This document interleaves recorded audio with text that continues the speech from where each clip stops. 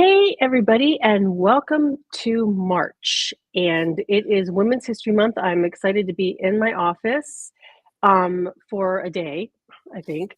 Um, and we're kicking off March, as I always do, with Women's History Month. And I'm so excited to bring you this woman that's to the left of me here, or to my right, whatever, my left, and talk about how she is actually making her mark with food and beverage in her career and in her job. And that's what my whole focus on March is women making HERStory in food and beverage in their respective fields. So I'm going to bring you a slew of women this month, sometimes two a week, one a week, whatever it is. But I'm excited to introduce you to them because you might not know who they are. So with that note, I'm introducing you to Denise Herrera. She is a co-founding chef and the chief culinary officer at Burtons Grill and Bar and the Red Heat American Tavern. Hello, Denise. Hello. How are you? I'm doing well, thank you. Well, thank you for joining me. I'm so excited to talk to you. And for everybody to know, I got introduced to Denise through her marketing person who met my friend Wendy at your opening in Burton's Grill and Bar opening in Atlanta, right? Correct, yeah. Yeah. So, and she was at an event, she was at your opening and she was so impressed about allergies. She's texting me at the event saying, you need to talk to these people. That's awesome. Yeah. I'm like, okay. And so here it. we are.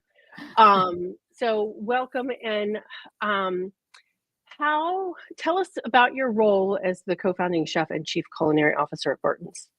What does that mean? It means a lot. So, being fortunate, 20 years ago, we started this company and I was the first chef. So over time, my role has progressed and changed from executive chef to culinary director to vice president of food and beverage to chief culinary officer. And within those roles, obviously, I've had hands in all different parts of that. But ultimately, it was really building the back of house processes, procedures that we live and die by today. And so part of my job hopefully is not die. No, exactly. Not literally. Yeah. We do operate in New Hampshire, so I always think about that as their state motto.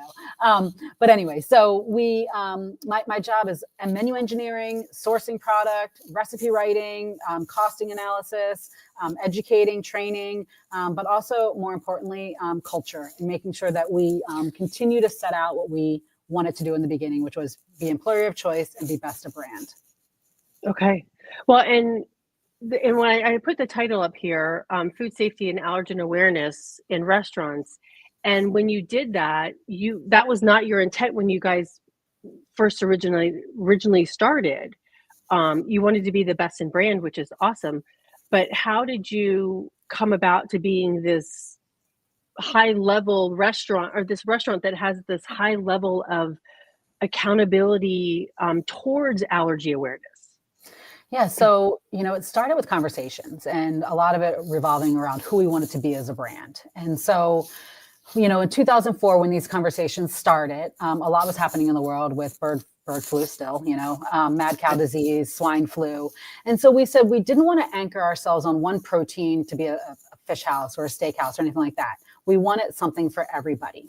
And so when we anchored on that, we then started to talk about one menu all day, customization of the dining experience, and what does that look like? It was at a time when everybody was saying, no, we can't make that request to the kitchen. No, our kitchen can't handle any accommodations to what our chef is doing. And then, there were certain chefs that just made positions that said, I'm not changing the recipe. This is the way that I created it, and this is the way that you're going to get it. And we felt that was really restrictive. And we really wanted everybody to have a seat at the dinner table, no matter what, if you had any allergens, if you had dietary preferences, if you just didn't like something, we wanted to have something available for you. And so that was where the customization of the dining experience really started. And then my co-founding partner and CEO at the time, Kevin Herrera, he was also a proponent of saying, do you need to cook with peanuts? And I said, I don't need to cook with peanuts. There's so many other tree nuts out there that I can utilize. And it was because we wanted the child population, and it was such a high anaphylaxis at the time. And it was out there. And so we just made a statement at that point in time. We were never going to bring a peanut in the restaurant.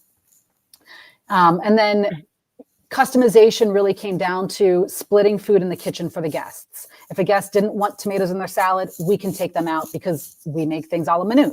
And so really getting our service staff to buy into that and understand, like, no, we're not going to charge them more money for that. No, we're not going to say no. We're going to say yes. And so we talk a lot about how do we become a yes-restaurant. And so upon hiring and new store, I love that. and new store openings, it's how do you get to saying yes to the guest and what the request is instead of always saying no? How can we make this happen? And so in the beginning, when I was the chef of our Hingham location, that's what I was doing. People said, do you have hollandaise sauce or béarnaise sauce? I don't have béarnaise, but I can make you a hollandaise. Give me 10 minutes. And I'd go back and I'd make it. And so that was really what I was focused on, was just making sure every guest leave delighted and told their friends about it so they would come back. And that's how the customization really, really was born. Right. Yeah. Well, so are you 100% scratch kitchen then? So we are a 100% scratch kitchen except for bread, but we make all of our soups, all of our salad dressings, all of our desserts. And people don't really know that. It's just something that we do because to me, it's really important to have, to know what the ingredients are that goes into my food and that we cook with whole foods. So, right. And my co-founding CEO was also celiac, and he was diagnosed celiac, I think before he turned 10 years old. So, fast forward to our fourth location, and I was just watching him eat. And I was like, you eat all of our food. He's like, well, because you cook clean and I understand what's in the ingredients. And I said to him, would you be opposed to doing a gluten-free menu? And he's like, if we do it, you're doing it right. We're putting proper features, it's people's lives at hand here. And you can't go in half-hearted on this. And so we said, okay, we're going to do it. And, over the course of the last 15 years, we have really worked towards standardized allergen procedures and handling training and education, and really making sure that is the forefront of our team members' knowledge base. Yeah, no, I love that. We've got a couple of people watching us on Instagram over here, which I can't show up the things that I can show. Facilities Media just responded to your facility. Yes, strong. That's great. And I think that's so important because you're not looking at it at for your bottom line only. You're looking at it for bringing in the people who can eat at your restaurant. And in the end, they're going to impact your bottom line positively. Mm-hmm. Correct. Yeah. And I even saw an article, I skimmed it and I haven't gone through it yet, but it's about the Disney lawsuit for the doctor who passed away 2 years ago now. And the restaurant is saying, no, we're not going to, because they've asked for the ingredients of the recipe. And they're like, no, that's private information. We can't share that with you. I'm like, a lady died, it's not like the ingredients. And that's so interesting to me because, I have people that dine in my restaurant that are still exploring what allergies they might be sensitive to. And so, recently I had somebody that said, my child is going through various testing, and I'm just curious because we haven't had any rashes or anything, but I just noticed a rash. What are you using in X? And I was like, this is what we're using, everything. I'm like, oh, we might need to look at dairy, or we might need to look at corn, and I want to be able to help you find that answer because that's really important as knowing the why of why my child is getting sick, what is happening, how, I couldn't even imagine the concern that a parent feels at that time. Well, and I actually had a restaurant here in my hometown. I'm like, they said their Brussels sprout salad was gluten-free. And I'm like, my stomach was a wreck within 30 minutes of leaving. And I'm like, hey, I'm just curious what's in it. Well, it's gluten-free. I'm like, I get that. And I appreciate that, but I'm trying to figure out why my stomach is a wreck. Well, and then later on the chef's like, well, it's because of Brussels sprouts. That's what Brussels sprouts do to you. And I'm like, dude, that's really not the answer I want. Just tell me what the ingredients are so I can go and talk to an allergist or somebody to figure it out. Correct. So, what can you share a defining moment when you realized that Burton's Grill was truly making an impact in this allergy-friendly dining? Yeah, it was early on, and it was more for me, and it was reading. We had something called Share Your Experience, and so on our website you Mhm. can come in and share your experience. And when I would see parents reaching out and saying, "This is the first time my child has ever dined in a restaurant. This is the first time my child has ever been part of a birthday party that was able to eat the same food that they were eating." Like Mhm. that to me, like I got chills right now. Like, and I love it when people come in and say, "I feel normal. I don't feel like you are asking me if it's a preference or an allergy or this or that," or, and so normalizing it, I think really made me say we're onto something. And people kept coming in flocks and flocks and flocks. And it really has been rewarding to see that. And how many restaurants do you have now? So we have 21 locations for Burton's, 5 locations for Red Heat, and we are opening 2 locations in the next 8 weeks. Oh, wow. Yeah, Okay. we're busy. You are busy. And no, that's fantastic. And so when you're doing that, I mean, because I've got two questions in my head, I think here, because you're also over quality assurance. So my one question was, when you're doing that, I mean, you're scratch kitchen, so you know the ingredients that you're sourcing, but like when you're looking at a gluten-free pasta or something that's not a fresh tomato, what are you doing with your food distributors in deciding what products to buy? So, manufacturers know Mhm. me pretty well now, that they don't come to me with anything that has gluten in it unless it's like a pasta. So, if they're showing me something and I was like, is it gluten free? And they say no, then I'm just not interested. And so Mhm. a lot of it starts with the sourcing of the product, like you're Mhm. alleging to, and then we have strict specifications in place. We do not bring in regular flour in our restaurants. All of our flour is gluten-free, all-purpose flour, and that's what we cook with. Um, I have a rotini pasta on my menu for our Milanese and for our lobster shrimp pasta, and that is it's a gluten-free pasta. And so people, when Mhm. they dine in our restaurants, they don't even know that they're eating gluten-free, because my job is to make sure that the experience is the same, whether it's Mhm. gluten-free or not gluten-free.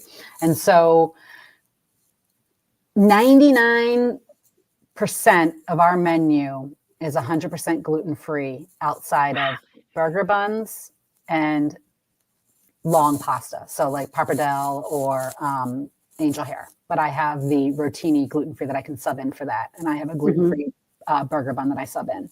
Um, we have really worked tirelessly to source gluten-free panko, to source the flour I mentioned, a gluten-free spring roll wrapper that we work with the manufacturer. They shut down their facility, clean and sanitize it. They run our gluten-free spring rolls through it, and then they send us to 250 cases that we then distribute to our distributors. So a lot of it is logistics and really making sure that Mhm. people understand the seriousness of it, of how we need to pass these through safely and efficiently so that they get to our restaurants and we can serve them to our guests.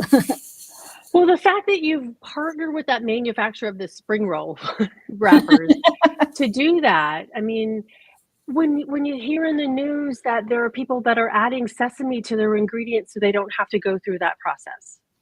Mhm. I mean, that's a manufacturer that believes in his product and in their product and their customers, right? Yeah, yeah, and it was a lot of years of asking too. I'm like, what, do you have one Right, yet? yeah, Do you have one yet? yeah, Do you have yeah, one yet? yeah. So But you've made it worth their while. I hope Yeah, so. And yeah, I'm yeah, and it's been very yeah. widely received. The other thing too that I think is really interesting as a chef, Mhm, as I was changing, items that had gluten in them to items that didn't have gluten in them, such as our fry batter, I noticed that it was actually better. The food was crispier. Same thing with these gluten-free really. spring roll wrappers. We're like, they're actually like crunchier and crispier, and we like them better. And so it was just this natural surprise that it was like, oh my gosh, we like this more, and we're happy Right. that it is naturally gluten-free now. Awesome. And we have a LinkedIn user that piped in that says, "I love this," but I don't know what that was a response to, but I think I love everything she's saying as well. So, thank you for piping in on that. I agree with that. What I mean, okay, so I'm going to jump into this question of your biggest challenge because you said it took lots of questions or lots of times to ask him. I feel like I'm yelling. You know, what has been that biggest challenge in doing this and making sure that you're following those strict standards? Yeah, making sure everybody understands, Mm-hmm. from the suppliers down to the end user, whether it's a cook or a server or anybody. So I say Mm-hmm. training. It's always the biggest challenge and barrier. Mm-hmm. Um, if you were to talk to me 15 years ago, I would say understanding and education. I remember we went into a brand new market and I was at a broadline distributor and I was like, all right, what do you have for gluten free? And they said, we don't have that here. I said, no, you do. It's just, it just hasn't come to fruition yet. And then, it did come and they were like, you're right. It is a big thing. And so really just having people understand that it is an allergen and it is Mm-hmm. something that can affect people for the long term, and to take it serious. And it's not a Right. fad. It's something that really is important to understand. And then how do you turn it into a process and a procedure that you can make it into a business? I think that's Mm-hmm. for me, that's just been an evolution of time. I don't know if a company, without setting straight off saying, hey, this is what I'm going after right now, would be able to Right. do it the way that I did it organically over the 20 years that we have been, Right. refining and doing it. Right. Yeah. And so over 20 years, I mean, the broadline manufacturers understand who you are and what you're doing. But so on that note, I mean, where would you suggest somebody start? I mean, because even as we were talking before the show, I'm like, I'm talking to different caterers and different hotels about what they do. And I think it's a lack of knowledge. I mean, you said it, it's a lack of knowledge. They don't, oh, this is actually gluten free, Mm-hmm. or this contains soy. They're like, why would that like Twizzlers contains gluten? Why would Twizzlers contain gluten, right?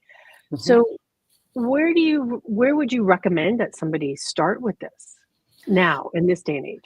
Well, I think it's starting with, what are you trying to build? So Hmm. understanding what is your end game and where you're at. Then regionally, where are you located? What do you have access to? And so Hmm. some of that was prohibitive to me in the beginning, and having 21 restaurants in 9 states allows me some sort of purchasing power that I can Hmm. dictate where I need things, and having agreements say, such. But for an individual unit, it might be harder to say, I want to get this really great product in from over there, and that's Hmm. not going to work. And so I think knowing what you have in your, Hmm. resources available to you, and then what you want to be, and then building it that way. I have tasted a lot of different products over the time, and it's all getting much better. But product cuttings and tastings and understanding what is your flavor profile, what are you looking at, how is this going to work in your dish, and then building it that way. So really backing yourselves into what you're looking for. Okay. All right. So Floradora asked on Instagram here, what gluten-free pasta do you recommend if we can't come into Burtons? So the product that I actually use is called Taste of Republic, and it is in a bunch of different stores. I know that it's in Whole Foods as one of them, but it is a individually quick frozen pasta that's gluten free. And so what I love about it too is that I don't have to have a separate gluten free water pot. I actually heat my pasta up in the sauce, so it takes on that flavor of the sauce as well. And so it's already cooked, and then that's the one that I love, Taste of Republic. Okay. All right. Awesome. And I was at catering convention the other day and Barilla's was there and um, unfortunately they didn't have their gluten-free pasta for anybody to taste or for me to participate in, but they all are different, right? They And are. I do use Barilla. So Barilla is mhm. my Mhm. like angel hair gluten-free Mhm. pasta. I like them as well. Those are the two that I would use mostly, Mhm. Taste Republic Okay. and Barilla. Yeah, But you're because right. They do have different cook times, different ways to mhm. cook them. Mhm. I have found Barilla, when you cook it fresh and serve it right away, it's really great. Okay. All right, cool. Awesome. So what going forward, you're opening 2 new restaurants. So what's one change you hope to see in the restaurant industry as a whole? I mean, even as you're opening up new restaurants, that within the next decade when it comes to food safety and inclusion? Okay, Not so so they can't beat you, you know? no. It's Yeah, actually yeah. it's actually more of ownership, understanding of their responsibility to serving safe food to the public. And Mhm. so when I went into culinary school and I became a chef, like I feel that I took an oath that says I'm responsible for serving safe food to people. And so I feel that there are people that get into this industry thinking that it's one, easy, two, that you can make a lot of money fast. And we all know that's not true. And so I feel that the responsibility really needs to go back to the owner of the establishments to say, hey, food safety is my responsibility. We all are supposed to be safe certified, at least one person on the shift at a time. And so Mhm. I know that there's other, legislation that's coming through about having an allergen protocol or allergen procedures. I am in a state that does that. I'm in Massachusetts. And so we are very allergen focused at the food level establishment. Virginia just passed that. And so being involved with the state associations and the National Restaurant Association on shaping that and saying this is our responsibility as an operator, I think is really important. Well, and I've been doing a lot of research on the food code that was updated in 2022, and which states have updated their food code to be on the 2020 to follow the 2022 food code. One state said, well, and just for clarification for everybody, there's one sentence in there that recommends that unpackaged food, meaning restaurant food, buffet, event buffet food, be labeled if it contains any of the top 9 allergens. One state said, well, we're adopting everything but that sentence. Like, okay. One state said, yeah, we're going to adopt it as is for the entire state, except for the main city and county of the state, which has the main convention center, and the biggest hotels. And they have their own food code. And then, it's mind boggling. And all it does is create confusion. right. And when that creates confusion, no wonder why the operators don't understand, and it's, well, Right. what am I supposed to follow? And food. Yeah. Well, and was talking to a caterer from that state, and I'm like, okay, well, you make food and you serve it inside the county and the city, but you also serve it in the rest of the state. What are you going to do?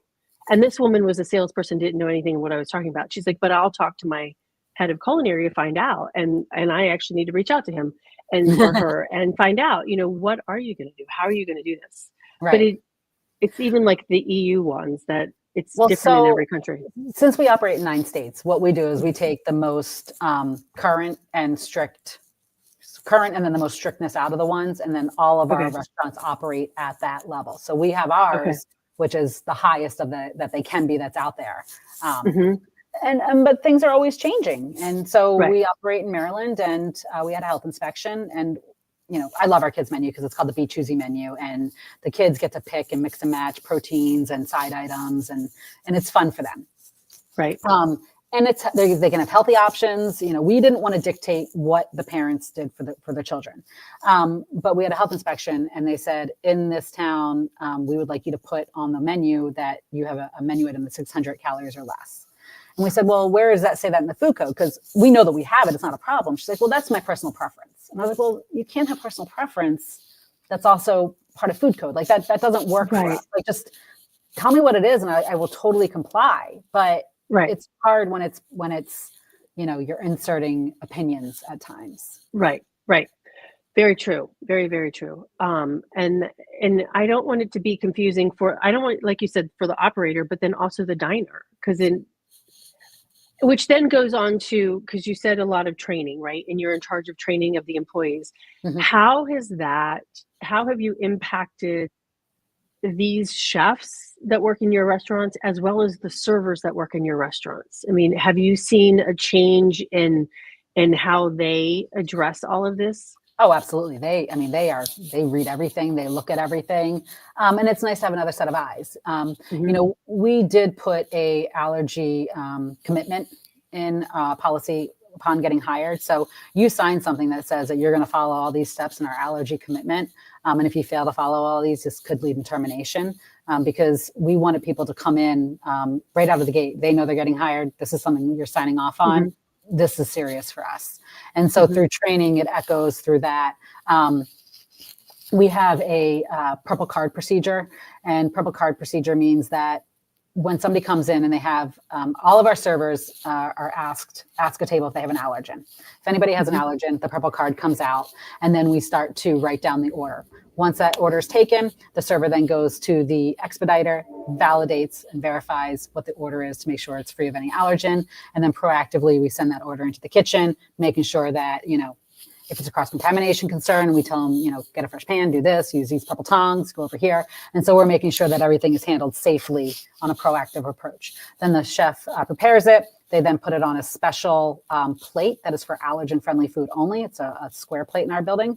And then the manager in the window signs off on it, and then they run it to the guest to ensure that it is safe for the guest to eat. But for me, it was also taking any what ifs or concerns out of the way. So that's why I really looked at taking any cross-contamination concerns out of the kitchen, and then going back and just continuing training. So somebody that comes in that's got an egg allergy, for example, or a dairy allergy, how does that get I mean, you just explained it that way, but so fresh gloves, fresh aprons, fresh equipment, etc. Yeah. All those things. And then we also have a master spreadsheet. And this is every menu item that we have, every recipe or sub recipe that's there. And we have linked them through the SUPC codes. And then it then pulls through all of the sub ingredients for them. So like in a sauce, people are like, mayonnaise. Well, is there soy in mayonnaise? Well, there's soy lecithin in mayonnaise. So can you have soy lecithin, or is it just soy protein? So we want to give our staff as much information as they can to decipher any of the problems. Pre-spreadsheet, we were in the walk-ins looking at ingredient lists, like going all around trying to find it. So we created a more efficient process that has that. We identify all the great 9, and then to go deeper, whether it's nightshades, sulfites, any of those things, we will then fix that for them. That's awesome. So amazing. And the fact is, I'm assuming that you now have it in your database because you said it with the codes, right? It's not just an Excel spreadsheet across the board, right? So that's what we're updating now. We just changed our back office system last year. And so putting all the recipes in and updating that, we're doing all yeah. Yeah. Okay. And that's a time-consuming task. It is. It is a time-consuming task. Yeah. And then updating it if anything changes and subs and things like that. And because you now have more than 20 restaurants under the food allergy labeling, or the FALCA, no, it's not. Which one is it that you have to? You're right. It's the FALCA, yeah. Yep. Food labeling. And so we are working with the National Restaurant Association right now, and then putting all of our pieces together for our database and pulling that through. So again, that's not another small lift either. Right. Getting all that information accessible. And my friend Anna from Shellam Seafood Company in Wrightsville Beach just commented on Instagram. Where did it go? She said, thanks for the work you're doing, Denise. And she said, of course, you too, Tracy. Thank you. I appreciate that, Anna. Thank you. If you need seafood in North Carolina, you need to talk to her, because she wild harvests it on her own. It's awesome. I can introduce you to her. I would love to. Okay. All right, Anna, I'm going to introduce you guys. You ladies, I should say. As a woman in the restaurant industry, have you, and you've been in this job for 20 years, have you faced any moments where you had to break barriers? And how did you navigate them? Yeah, I mean, my first executive chef job, pre-Burtons, I remember I was in Southern California, and I had a sales rep come in, and they wanted to see the chef. Can I see the chef? I'm like, yeah. And I thought, yeah. What do you want? I'm here. And they were like, oh, well, where is he? And I was like, well, you're talking to them, and that's me. But this conversation can be done now, And so that was the one way. And I just think, never backing down, kind of having a command presence, being firm in what my beliefs are. I'm also a student, and so I study all the time. I want to make sure that I'm knowledgeable about whatever I'm talking about. And so, my first chef, when I was 15 years old, I was always in the chef's ear. Why? And I'm still that way. I just think that if I'm going to participate in an industry, I need to be knowledgeable about what I'm talking about. And so I don't really have any barriers that I have to break anymore. I think that I've earned my seat at the table, and people come to me for whatever they need. And do you walk the National Restaurant Show? I do. I'm actually getting ready to go out there, and we have our New England Restaurant and Bar Show here. So I walk both of them, and I've been speakers at both of them before, and it's great. I love it. Okay, awesome. Oh, I'm thinking, okay, there's Denise. We know what we need to talk about. I think you kind of touched on this a little bit, but because you're working with the National Restaurant Association, and I know they've got Serve Safe food allergen training and then your state restaurant associations too. But what do you wish more chefs and restaurateurs, restaurant operators, and even let's take it to convention centers and hotels, right? What do you wish they knew and understood about food allergies and dietary restrictions? And I want to also ask too, is like, has this helped you financially? I mean, you're opening up I forgot what number you were on. So we're at 21. We're going to open 2 more. So we'll be at 23. 23 restaurants. That means you're doing something right and you're making money. Yeah. Yep. Yeah. So, in 2009, 10, when the economic, downturn happened, we stayed true. We did not cut portion sizes. We did not stray from what our, best of brand. We wanted to maintain the allergy protocols. And I truly believe that maintaining the course and having a place where people felt safe, that is something that we hear all the time. We feel safe. We trust you. You're a trusted brand. I think has really helped us propel out of that. We did not see a downturn, and we've continued to grow. Obviously we all went through a very similar event in 2020. And coming out of that, again, you still stayed true. And we talked a lot about, do we go to one menu now? Because we have a gluten-free and a regular menu, and they're really the same menus. But we said our guest base trusts us. If we start to say, no, we're only doing one menu now, they're really the same, but it's one. I feel that trust could be lost. And so I want to continue to maintain that. And so anything that we do, I look at it through a lens of, how does this affect our allergy protocol? How does this affect our end user, our guests, their experience? And then, financial impact, what does this do for us? Is it a win, a loss? I think I had mentioned to you earlier, I do not believe that anybody that suffers from an allergen should have to pay any more money than somebody that does not.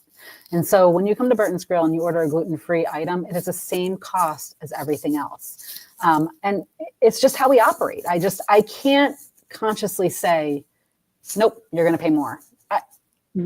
I know it's a little bit more money, but I've absorbed that into my model because I believe it's the right thing to do.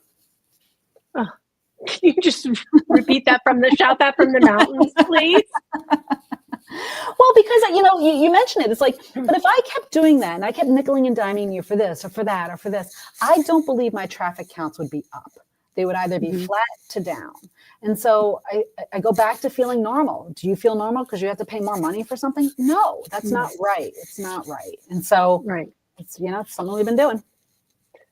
Well, and it's so refreshing. So thank you very much, and very much appreciated, because it's like, when I went to dinner the other night and I got added $3 service charge because I had the gluten-free pizza crust. And I'm like, just like you said, absorb that in your cost. And even one hotel chef said to me, well, I'm going to charge meeting planners for the gluten-free toaster, and I'm like, no, dude, that's part of your cost of doing business. Right. I'm like, right. You're going to pay for that in one meal. Like, your toaster didn't cost you that much money, right? Correct. Yeah. And I get it. We are in business to make money. I'm not a nonprofit. I'm here to make money. And so I understand it. I think when you look at your business in a lens of that, micro counting of the Right. dollars, I think we call it, what do you say, tripping over dollars to pick up pennies. It just doesn't make Right. sense. Right. So. I've never heard that phrase, but I like that. Well, and last week I ran into Sotheby's restaurants out of Greenville, South Carolina, and and I now actually have to go to Burton's and get your menu. But in my presentations, when I speak to different groups, I went to a restaurant in Vegas, and looking at their 40 options on their menu, I could eat 3 that were gluten free, and that was like a steak, a grilled chicken, and a salad with no croutons on it. And so I could spend like $36. And I went to the restaurant with my friends and their family, and like 90% of the menu was gluten-free, just like, yours. And my friend Sarah Jean, she's like, what are you going to eat? And I'm like, I don't have any idea. I'm like in heaven. And I ran into them at Cater Source last week, and I told them this story. And I'm like, I actually need to put their name on my slide because I want people to go there, right? And I said, and they're like, we just like you, they take it so seriously and they want people to enjoy it. And it's not a different price, right? It's not saying, oh, you can get this done this way. Okay. Anyways, we're here to talk about Burtons because I'm just really, really excited. But how, so you've been in this industry and with your job for 20 years. But in your, it could be before Burtons, it could be, during Burtons, but what is the best career advice that you've ever received, especially when it was unexpected? Okay, so I'm actually going to give you 2 because one of them was from a college professor, and a college professor would say, don't ever shy away from an opportunity because you don't think that you're ready for it. And so that really spoke true to me when I was deciding upon if I was going to take the job at Burtons. I had just come off of a year, well, it was actually 6 months of backpacking through Mexico and Central America because I wanted to become fluent in Spanish. And I was sitting there thinking, I was like, all right, I've had one job out of college. What do I do? And I was like, I'm going to fake until I make it. I'm going to do it. I remembered that piece of advice and I said, I'm all in. I'm going to do it. What can they do? Tell me I'm not ready for it. That's the worst thing that can happen. And 20 years later, here I'm at. And then the second piece of advice that somebody gave me, and it was actually my CEO, my co-founding CEO, was people support what they help create. And I never really understood that until I became into a leadership position. And I reach out to line cooks, servers, bartenders, chefs, managers, like, what ideas do you have? What is not working? What's here? What's this? I mean, we wouldn't have an allergy procedure if I didn't get other people involved at the service level. And so like, once you get them involved and they have that buy-in, everybody wants to see it succeed. They all want to push it forward.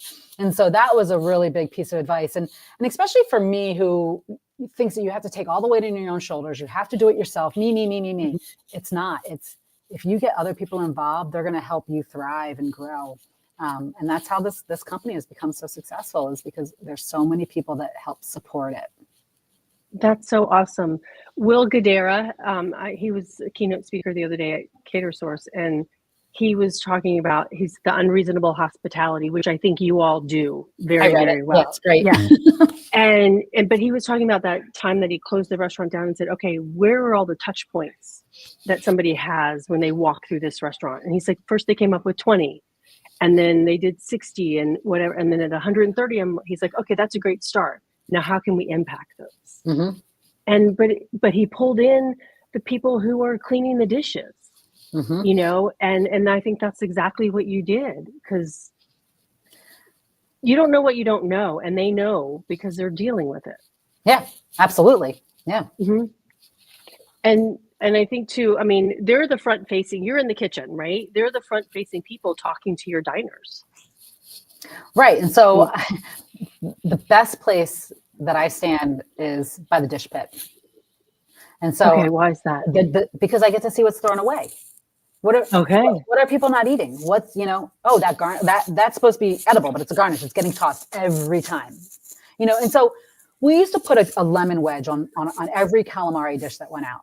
I stood by that dish pit and I watched every lemon wedge get thrown in that garbage. And it's like, well, why are we doing this?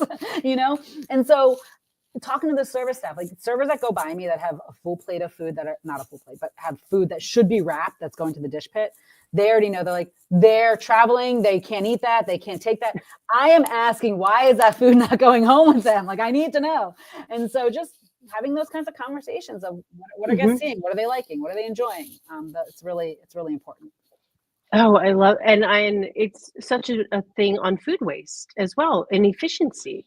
I'm like, how much money did you save, and how many lemons did you save by not putting those lemons on that dish, right?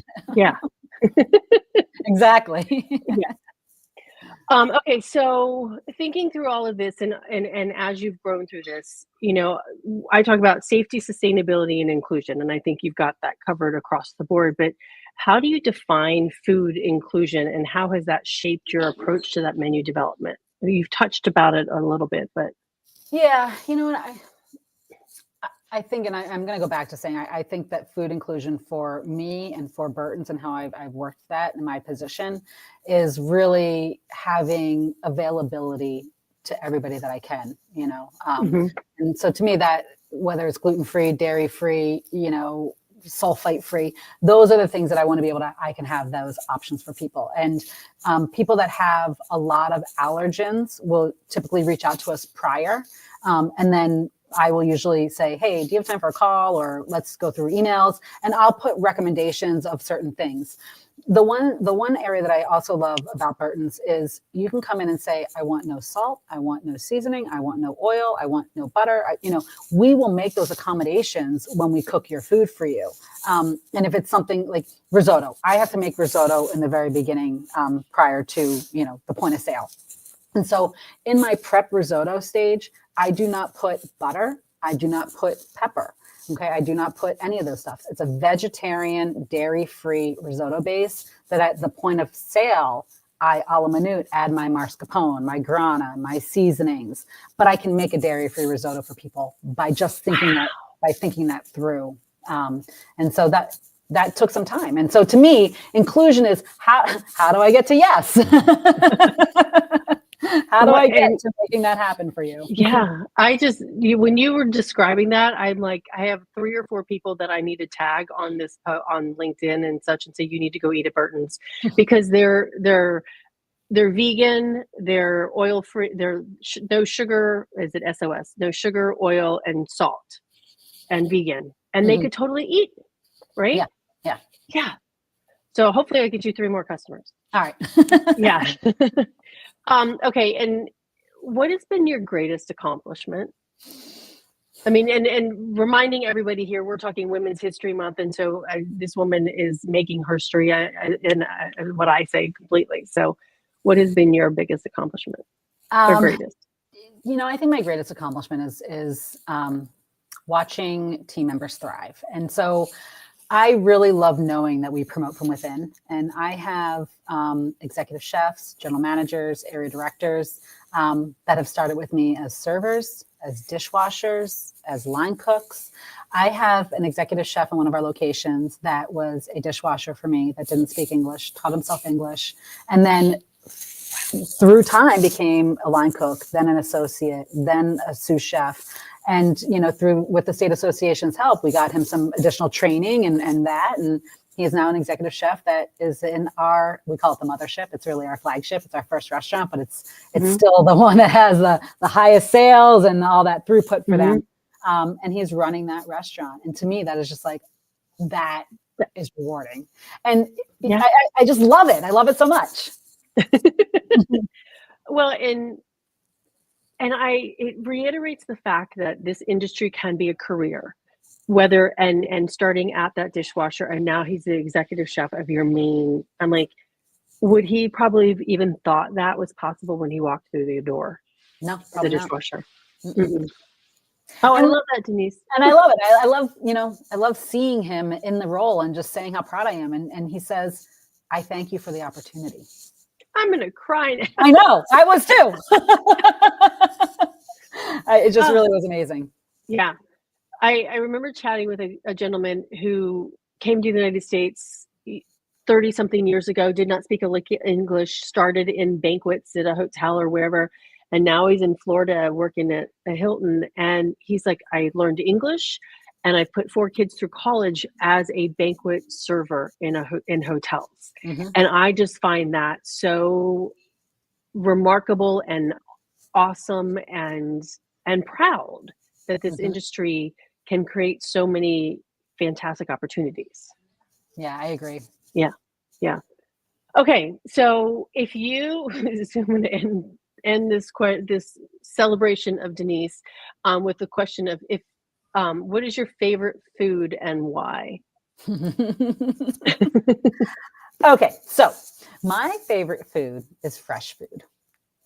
And Okay. the reason why is because I think it tastes the best. And so when Mm, I was growing up, I was a really picky eater. I mean, I marinated Italian seasonings, marinated chicken, green beans, and potato. Never would touch fish, none of that stuff. Went to culinary school. My parents were like, you're never going to be a chef. I don't know how this is going to work. And then, then I got a job. And I worked for a really well-known restaurant group, and they taught me quality. And when I realized quality and freshness really reflected better flavoring food, that's when I latched in. And that's really how the ethos of Burtons kind of got started as well. And so I always think fresh is best. And that's why we have no freezers in our, we have a very stand-up freezer in our restaurant. Very, very minimal frozen food that comes through our kitchens. If it doesn't come to our kitchen frozen, I'm either freezing ice cubes or, flavored butters that we top our steaks and our seafood with, so I can maximize my shelf lives on them. But fresh is wow. best. That's amazing. You're one of 2 restaurants that I know of that, and then the only other one would be Chipotle because they advertise it all the time. Okay, so what are the states that you're in? So we're in Massachusetts, New Hampshire, Connecticut, Virginia, Maryland, North Carolina, South Carolina, Georgia, Florida, and soon to be Pennsylvania. Nice. Okay, awesome. And all right, in North Carolina, I know you're in Charlotte, right? Yeah, so we have 2 locations in Charlotte, and we're opening a 3rd location in about a month and a half in Okay. Birkdale, Huntersville, Okay. that area. All right. And then in early June, we'll be opening in Wayne, Pennsylvania. And so that's a Okay. new market for us. And I'm excited because I'm kind of going back home. I'm a PA girl. I was Nice. born and raised there. So it's nice to go back. Where is Wayne, Pennsylvania? So Wayne is outside of Philadelphia, Okay. northeast a little bit, north of Westchester in that area. Okay. Okay. All right. Awesome. I go to Philly. Yeah, I'll find you. I'm going to go somewhere. Right, good. And I can just get in my car and drive west. And in South Carolina, where are you? Mount Pleasant, so right outside of Charleston. No, Charleston. Okay. All right. That's not too far away either. So, oh, I know the FAB conference in May. I can go to that. You need to go to that. I was just going to write that down too. Females in business, females in food and beverage. Oh, awesome. Females. Yeah. I'll send you that info. Yeah, please. Okay. Well, I am so excited. I thank you so much for what you're doing, and congratulations to Burtons as well. On your anniversary, 20 years, and all your success in that. But I really appreciate you being a woman who believes in what you do, as well as making sure that your employees and your coworkers succeed in their jobs. Thank you. Thank you for having me here today. You're welcome. You're welcome. And everybody, if you want to, here's her LinkedIn profile, Denise Herrera.